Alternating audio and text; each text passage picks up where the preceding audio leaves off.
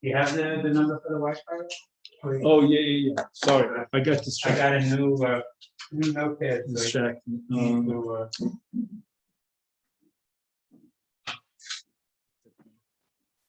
Can somebody do this for me while I start the shir? So, because otherwise I'm going to lose 5 minutes, which I don't want to lose. To get out, I'll tell you what to do. First, you have to press this to open. And look in contacts. PF, which is Pfeffer. And then you'll see the number. It's his phone number? It's his phone number, yeah.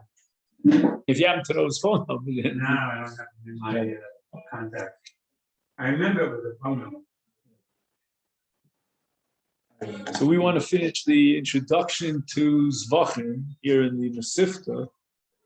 And we're up to the last paragraph on page Lamed Gimel, if you happen to have that. And we had a discussion at the end of yesterday's shir about the name Zvachim. Actually, there are other alternative names for the Masechta. Some call it Masechta Karbonos, some call it Masechta Kodshim or Shchitas Kodshim. Now he wants to ask the following question. Why is it that Kodshim is established right after Nezikin? So what do we have? We have Zroim, Moed, Nashim, Nezikin, and then Kodshim. Why is Kodshim after Nezikin? Is there any linkage between Kodshim and Nezikin? And he quotes the Rambam in his Hakdama Tower Mishnah at the beginning of Zvachim. Akach ovar min v'ele shmos l'sefer vayikra k'seder haTorah. V'kova achrei seder Nezikin seder Kodshim. So the Rambam says we're taking a cue from the Bible, from scriptures. How is that so? Because we have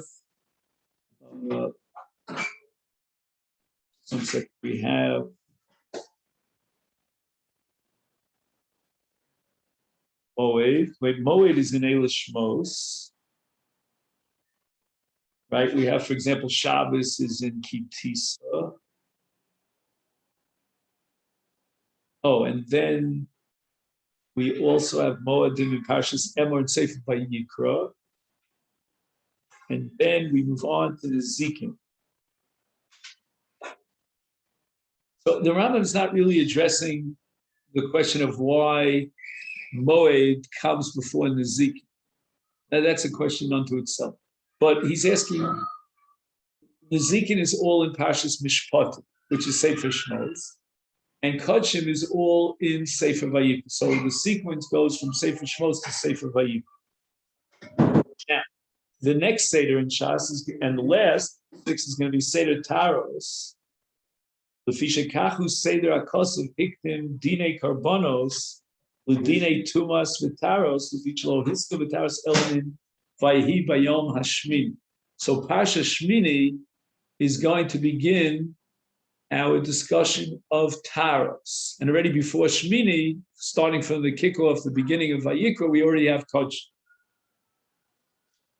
Now, on the next page, which is Lamed Dalet, I don't even know if you have this page, he has a discussion about what literature you want to get a hold of, what books you should buy before you start Kodshim.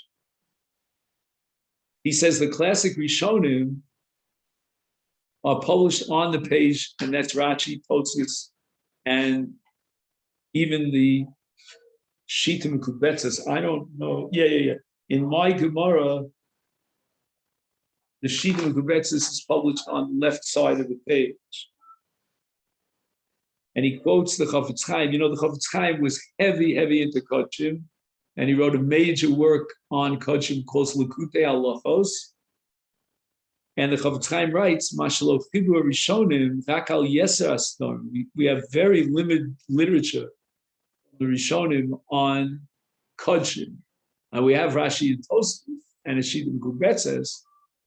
Most of the Rishonim didn't even write a commentary on Kodshim. He says, because the Rishonim were all in positions of like you have a chacham and you have to ask him questions. So they had to spend their energy on answering questions in all the other Sdarim, but not in Kodshim, because nobody asked any questions about Kodshim.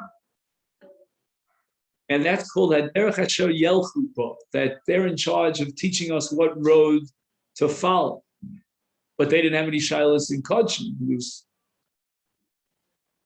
He says, Bizmaneim lo haya shum shulchan aruch ba'olam. Like today we have a shilah, we open up the Shulchan Aruch, but in those days you had to go to the rabbi to answer your questions. They didn't have a Shulchan Aruch. V'chol dinu din shal kol Shulchan Aruch arachayim, v'chein b'iser v'het v'gittin v'kedusha dinimonis kol halachas mi'arba chelkei Shulchan Aruch. None of this was accessible. So therefore, every Jew on the face of the earth had to be Dorei Sheitzel Rosh Yisrael to get answers to all the questions that we have in the 4 Chalokim Shulchan Aruch. And the poskim, the Rishonim, had to derive conclusions about every shaila from a din in the Shas, in the Talmud. Some of the Rishonim would write letters that were sent from one side of the earth to the other in order to answer questions for the far-flung Goliaths.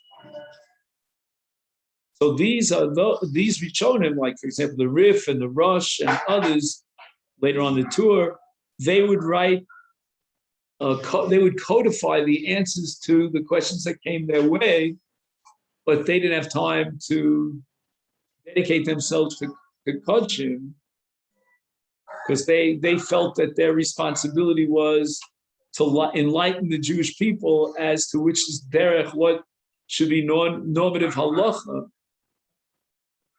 The gam zosaisa oz malacha gedola ma'od ma'od. In other words, to write answers and create texts that would codify the halacha, that was a tremendous undertaking. And meleches adfus lo haya, the time of the Rishonim, there was no printing press. The printing press is around 1500, am I right? And probably a little bit before that, but not much before that. In fact, I think the first couple of decades of printing, it's called incunabula. You familiar with that? It was a very special kind of printing.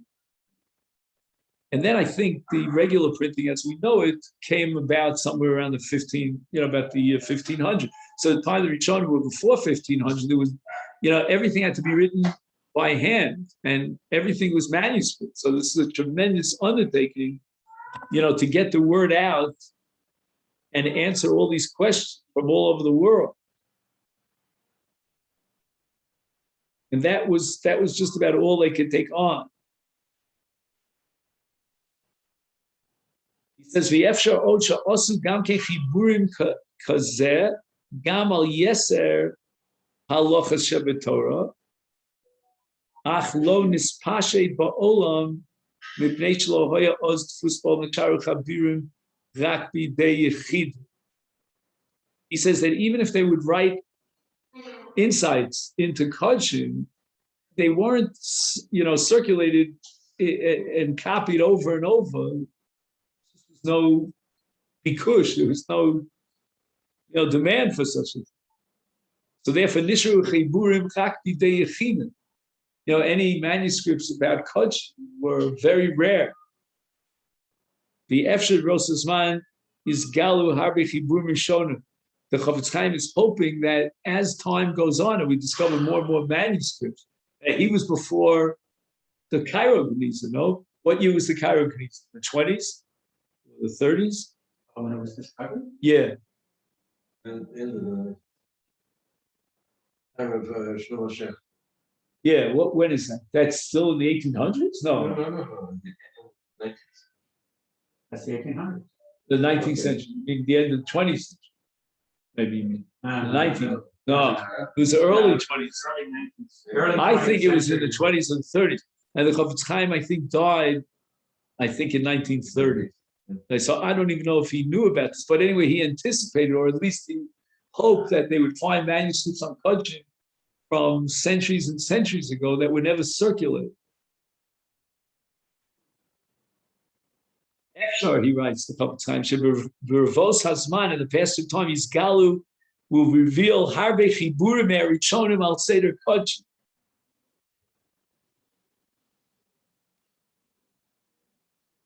He says, Me'achar, Divrei Torah aniyim b'makom echad v'ashir b'makom acher, hishtadalnu lahavi b'midas efshas harama menosei kelim. Okay, fine.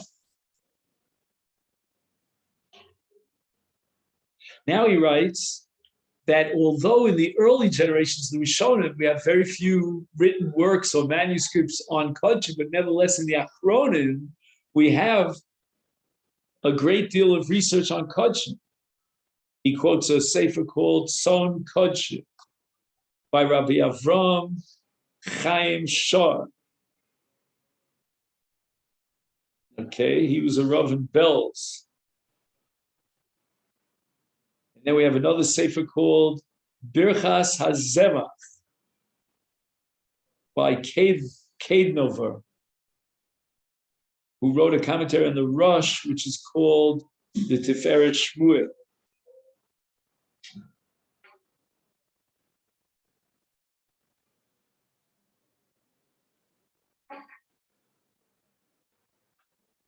He says that if you look in the sefer called Son Kodshim, he writes, Asafnu Yeshiva, we got together a whole yeshiva, Anoshim, Gedolim, Muflogim, Charifim, V'lamadnu, Seder Kodshim.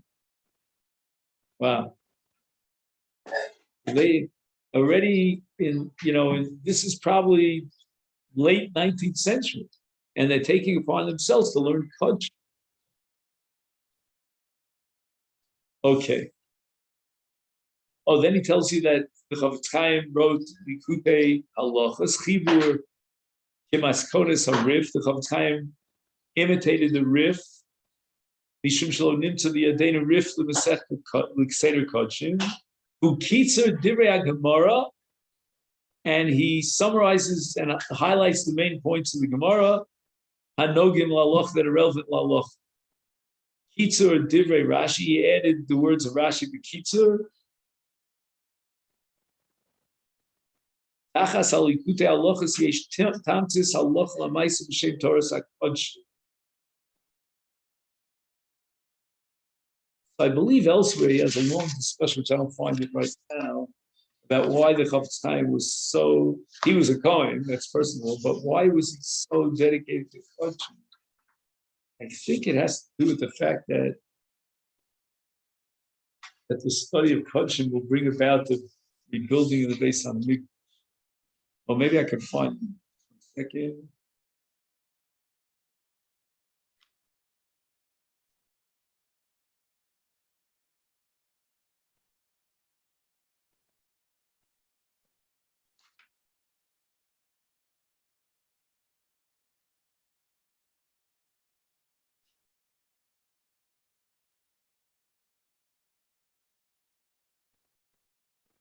Oh, the Chofetz Chaim writes,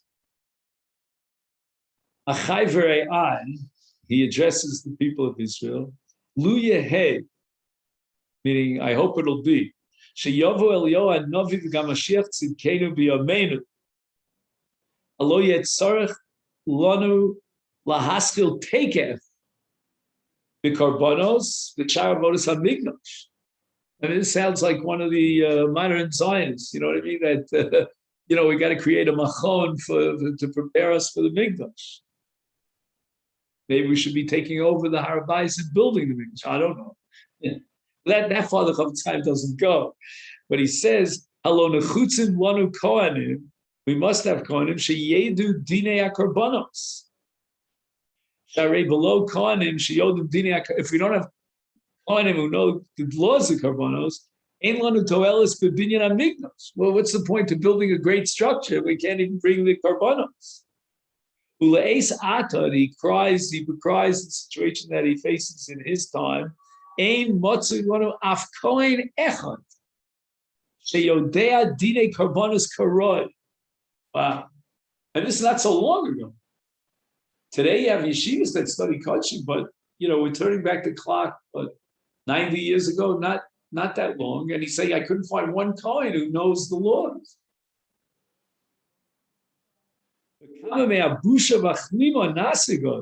Mashiach comes and we're bushed out. We don't know anything what we should do.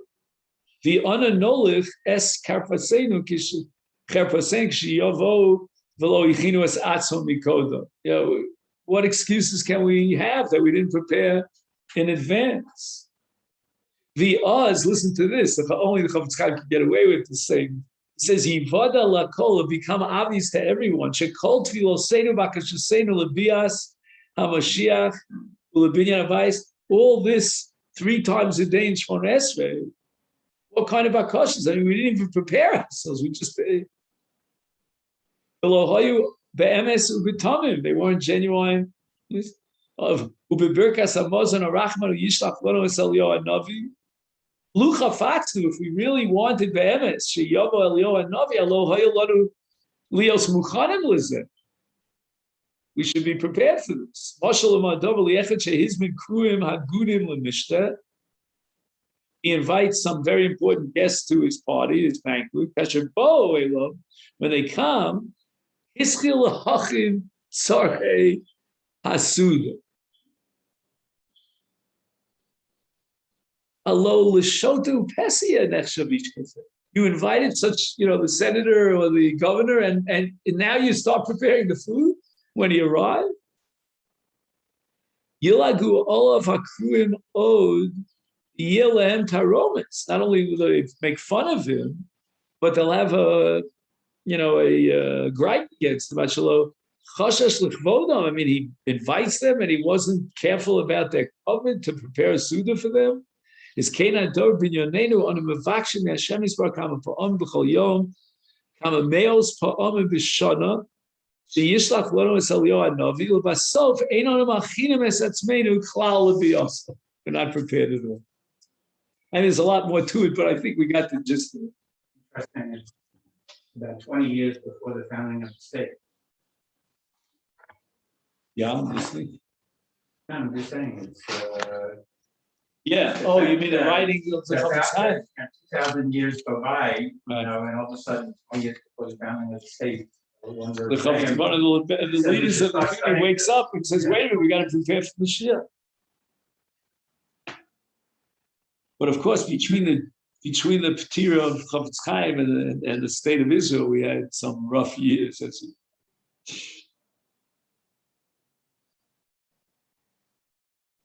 Okay, so I want to try an experiment. This is the Mesiftas Hakdama to Masechta Tvura. And I apologize up front because my knowledge of Tvura is very limited. Okay, then? So we're going to really go slowly here and try to, put this together, pieces together. Okay. Now in Kodshim itself, this is Masechta number 6 on the list of Masechtas Kodshim. So you might ask me why I skipped all the way to number 6. But what I did was I flipped through the Masechtas, and the only sizable Hakdam I found was on besides Zvachim and Achas was Tmura. Now he quotes the Rambam in the Hakdama to Mishnah Yisrael. Atam shesidro sa achar Masechta Erchin. And again, Erchin was on my list as a candidate, but it's a 2-page Hakdama.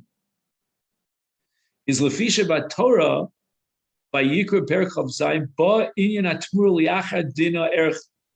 So again, this is another example of what we saw before. The Rambam who writes why Kodshim is right after Nezikin. In Torah Sheba'al Peh, we're always guided to follow the precedents of Torah Shebachsav. We're always trying to connect Torah Shebachsav and Torah Sheba'al Peh one to the other.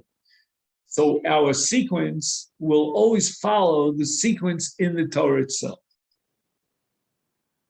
I'll give you an example. The first Mishnah in Shas starts with Kriyas Mashal Arvis. So the Gemara asks, why are you starting with Kriyas Mashal Arvis? Why not Kriyas Mashal Shach? You usually start the day in the morning. But the Gemara answers because the pasuk says B'shalbecha u'bekumecha. So we're following the cue of the Torah itself, which is another way of emphasizing and strengthening the connection between Torah Sheba'al Peh and Torah Shebachsav.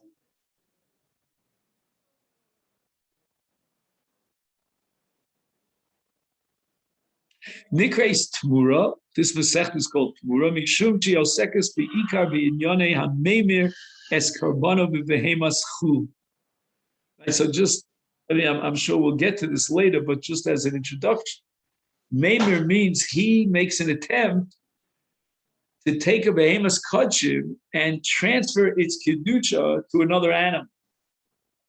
And that's not a very good idea because you have what's called pigeon, but that only applies to kedusha's damin.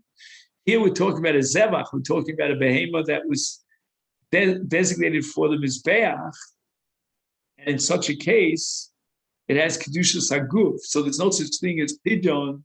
You can't transfer. You can't remove the kedusha. It's like lahavdil. Can a Jew become a god? I mean, he can convert chashod to any religion, but he's still Jewish. Born a Jew, you're always a Jew. Next generation, if it's a man, a Jewish man, is not Jewish. If, let's say, he becomes a guy and he marries a goyita, the children are not Jewish. Geras. That's only because the mothers. Right. Nothing to do with. The father is Jewish and he'll always remain Jewish. He could be the biggest Russian you could imagine. Like, what's his name? The head of the Inquisition was a Jew. Torquemano, I don't know how you pronounce his name. Torquemano, but he could be the worst. He could be like Hitler, but he's still Jewish. Even today, you have Jews who are anti-Israel. Sure.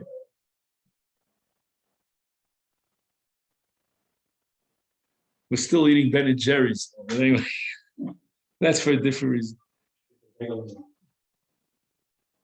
Nikra inyan zeh b'shem tmura tmura lashon chalifa. A khalifa means when you do a barter exchange. Lefisha ratzon ha-meimir. Now, if we enter into the mindset of the person who did tmura, his intention was lahachlif. He wanted to take a behemoth kodesh and substitute a different behemoth, which is chulin, so that the original zevach, which has kedusha saguf, will no longer be kodesh because its sanctity is now transferred over to the behemoth chulin. Shetia kedosha, and that other animal should be sanctified tmura as a replacement, as an exchange for the behemoth kodesh. That's what he wants to achieve.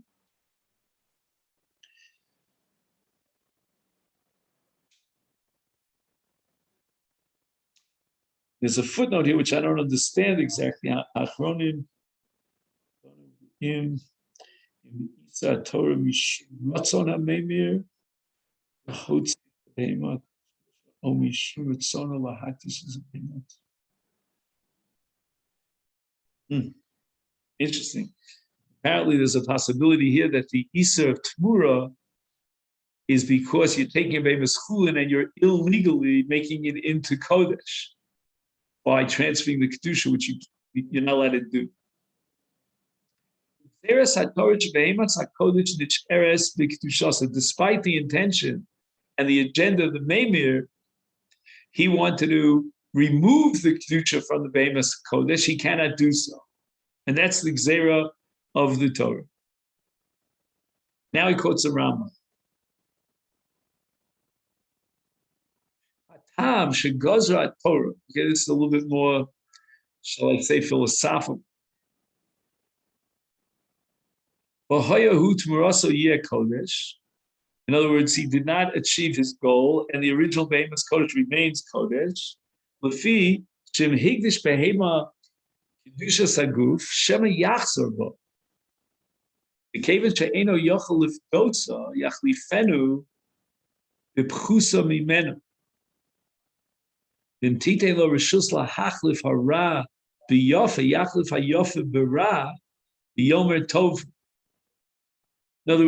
if the Torah would have recognized the possibility of simply transferring the kedusha from this behemoth over to another behemoth, and we hope that he has the right intentions in doing so, but what might happen is he's going to start down the line, he's going to take an animal which is very healthy and appropriate for the Mizbeach, and he's going to transfer its Kedusha over to a lean animal.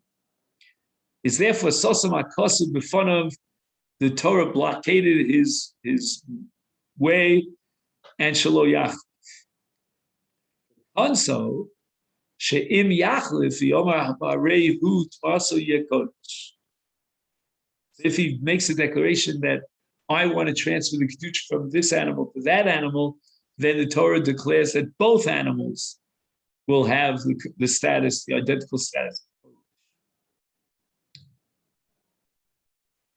Masechta Zu Yeshnam Chilufei Lashonos V'Grossos Rabim Halakin Untam V'Shas Ilfanenu Chalokim Evim Rishon Rashi Masechta Zu Mevi Pam Rabbis Lashon Yerushalmi Shalomeshiv Kosav Shalo Yadanu Im Hayalo Rashi Yerushalmi Kodshim Olo. This I don't understand. Rashi quote Yerushalmi. Why does the Shalom Meshiv wonder whether Rashi had the Yerushalmi? How could he quote the Yerushalmi if he didn't have it? Maybe it means that Rashi heard orally, somebody orally transmitted to Rashi's ears a lot of the Lashon Yerushalmi, but he never actually had in front of him the Yerushalmi.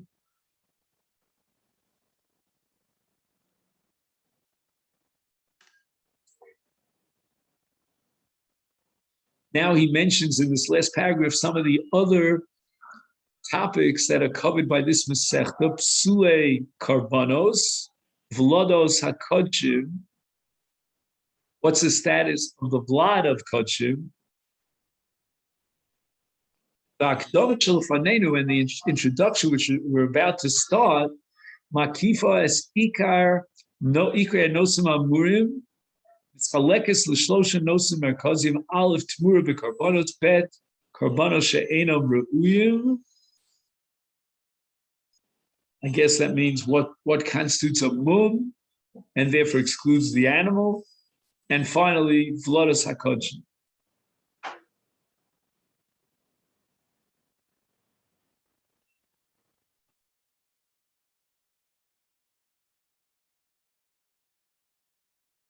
So Tmura and Psule Kodshim, and Vlodos HaKodshim. He says there are other issues that are covered here. He mentions in the note here, Yovid Lo Mahani, Isur Magdish Bali Mumim, Pachta Kedusha Saguf Kula, Zman Akrovas Minchas Nesachim, Din Bechar Chutz Laretz, Din Tfos Lashon Rishon, Din ha'amadav ha'rochav b'pidyon, the din isurei hano.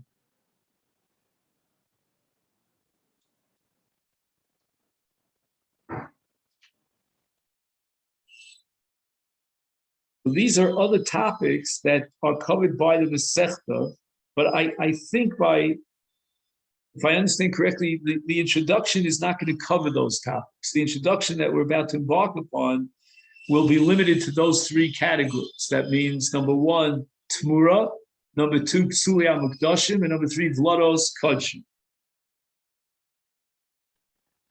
Now, what we might have to do here, if we want to study this introduction to Tmura, is to open up the Chumash, which I suggest we'll leave for tomorrow. Let's just make a note of it.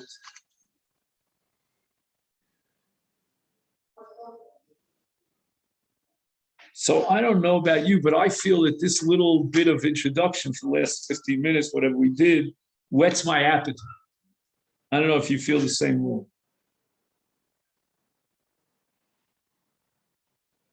But what we might want to do is take out a Chumash. If we can get a Torah Tmima, maybe for tomorrow, you know where the Torah Tmim is on that wall, and go through Vayikra Chav Zayin, I think it says. But I want to thank Imre Shefer and of course Steve, because I don't have Tmura, and to order these Gemaras, sometimes it takes weeks till they arrive. So I was able to borrow from shul, my local shul. And then Baruch Hashem, we have a photocopy. So let's learn a little Yavamis now.